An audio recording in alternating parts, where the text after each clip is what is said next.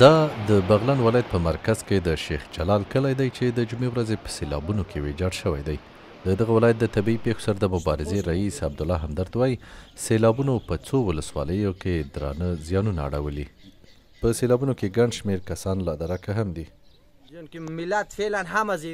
خلک سیل یوړل، زموږ ماشومان سیلاب کې زخمیان شول، پښې او لاسونه یې مات شوي دي. موږ د شپې تیرولو لپاره ځای نه لرو.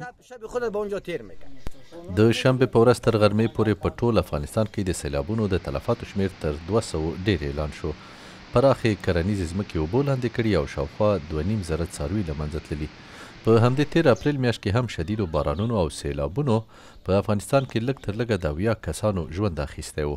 د شمیرو له مخې تېره میاشت کې شاوخوا 2000 کورونه، 3 جوماتونه او 4 ښوونځي زیانمن شوي ول.